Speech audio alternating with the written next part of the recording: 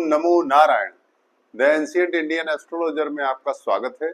आज फिर वही कुंडली देखने की कड़ी में श्री निखिल प्रधान जी की कुंडली हम देखने जा रहे हैं। निखिल प्रधान जी, जिन्होंने ये प्रश्न किया है कि उनकी सरकारी नौकरी कब होगी और सरकारी नौकरी की जब वो तैयारी करते हैं तो बीच बीच में बाधाएं आ जाती है। बाधाएं कैसी? उनका स्वास्थ्य खराब हो जाता है।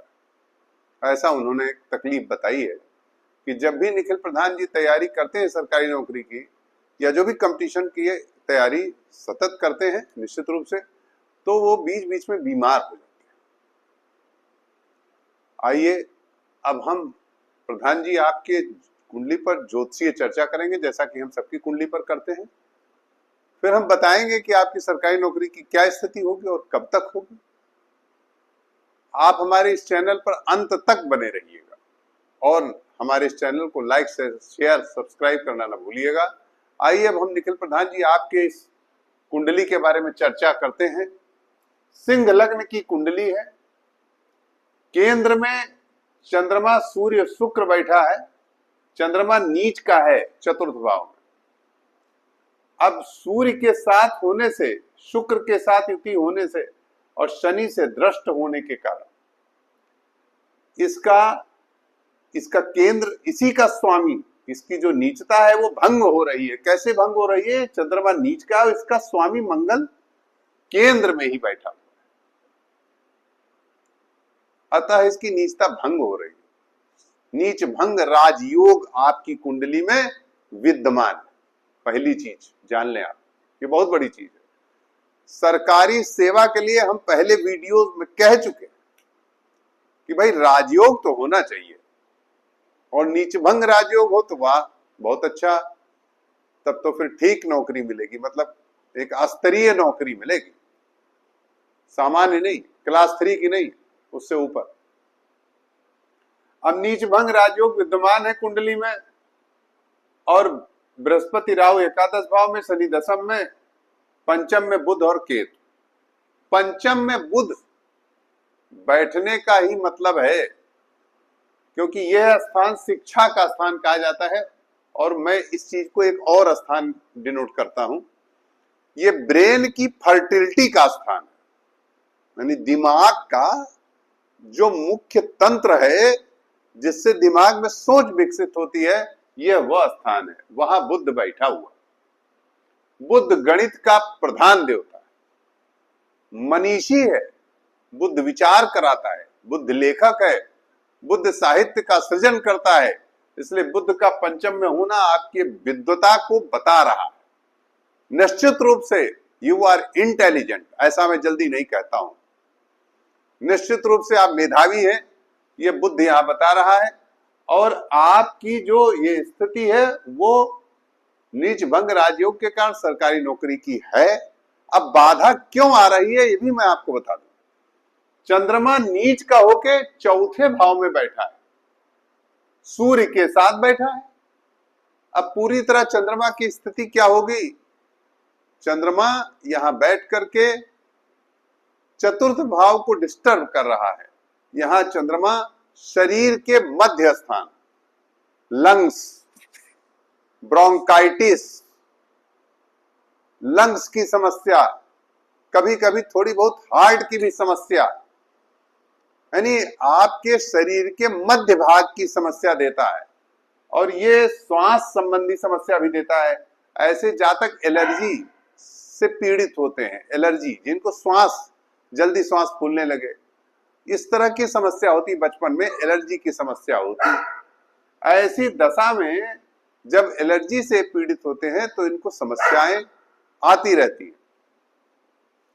अब इस दशा में, ऐसी दशा में जब भी कोई महत्वपूर्ण काम करते हैं तो अभी तक, चूंकि इनकी बुध की महादशा तो 2024 के से शुरू हुई है और 2024 में शुरू होकर के 26 में खत्म होने जा रही है, तो 2024 के पहले जो इनकी दशा थी, शनि की महादशा, वो तो बहुत खराब रही। भले शनि दशम में बैठा है, ठीक है, मगर शनि का एकादश, सप्तम भाव और छठा भाव ये अच्छा नहीं माना जाता। इसका स्वामी होकर बैठा है और शनि की दृष्टि चंद्रमा पर है, नीच के चंद्रमा पर। तो ऐसी दशा में शनि स्वयं के स्वास्थ्य को खराब करता है और माता के भी स्वास्थ्य को डिस्टर्ब करता है, यानी आपकी मां के, और आपका स्वास्थ्य विशेष खराब करता है। तो उसके बाद जब बुध की महादशा आई है तो शनै शनै आपके स्वास्थ्य में सुधार होगा, आप परेशान ना हो। और मैं आपको एक ये उपाय बताना चाहता हूं कि आप इससे बचने के लिए, जो बार बार आपको परेशानी हो रही है, आप मोती धारण कर सकते हैं, परंतु अच्छा मोती हो तभी धारण करें, वरना मून लाइट धारण कर लें।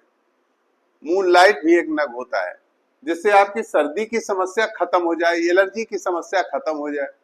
और साथ में माणिक की भी पहन लें, माणिक की भी आपके लिए बहुत आवश्यक है। 2 नग आपको पहनना चाहिए, एक तो माणिक की पहनना चाहिए, माणिक्य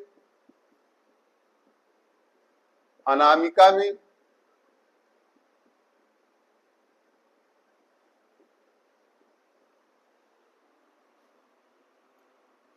माणिक अनामिका में दाहिने हाथ में,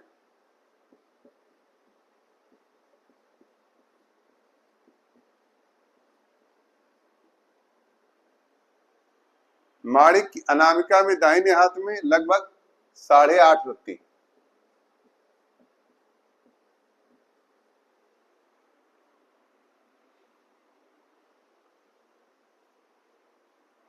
अब देखिए, यहां पर चंद्रमा के अंशों के आधार पर सूर्य के साथ युति होने पर आप माणिक पहने, लेकिन मोती, अभी तो मैंने कहा है आपसे मोती पहनने के लिए, लेकिन यदि समस्या ज्यादा तीव्र है, यानी आपको इम्तिहान के आते ही विघ्न पड़ जाता है, नहीं तुरंत आप बीमार हो जाते हैं, तो ऐसी दशा में तब मोती भी अवॉइड करें, मैं लिख रहा हूं। फिर मोती की जगह आप पहनेंगे सिलोनी गोमेद, सिलोनी गोमेद 8.5 रत्ती,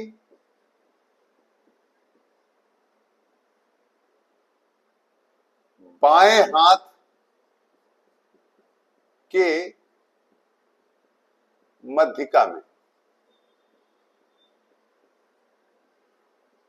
प्रधान जी, आपकी कुंडली बहुत अच्छी है, इसलिए स्वास्थ्य संबंधी समस्या भी हम आपकी दूर कर देंगे। आप माणिक की पहनेंगे, ध्यान रखिएगा दोनों एक हाथ में नहीं पहनना है, ये मैं स्पष्ट कह दे रहा हूं। माणिक के आप दाहिने हाथ, ये दाहिना हाथ, इस दाहिने हाथ की अनामिका रिंग फिंगर इसमें पहनेंगे, और सिलोनी गोमेद चांदी में बाएं हाथ लेफ्ट हैंड में मध्यिका उंगली में पहनेंगे, इस उंगली में। ध्यान रखिए, यदि इस पर आपने गलत किया तो ये हमारी कोई जिम्मेदारी नहीं, परंतु अनामिका में माणिक के पहनेंगे दाहिने हाथ में, सिलोनी गोमेद पहनेंगे बाएं हाथ के बीच की उंगली में मध्यिका में। निश्चित रूप से आपकी बीमारी ठीक हो जाएगी, 70% ठीक हो जाएगी, ये बिल्कुल दावे के साथ कह रहा हूं। और आपका सिलेक्शन, ये हमने लिख दिया है, आपका सिलेक्शन 25 दिसंबर 2026 से 21 दिसंबर 2027 के बीच हो जाए। नोट कर लीजिए, 25 दिसंबर 2026 से 21 दिसंबर 2027, ठीक इसी बीच, 26 और दिसंबर 26 से दिसंबर 27 के बीच आपका सिलेक्शन अच्छी नौकरी में, एक मतलब एक स्तरीय कह लीजिए तो राजपत्रित स्तर, वहां से आपकी शुरुआत होगी। नमो नारायण।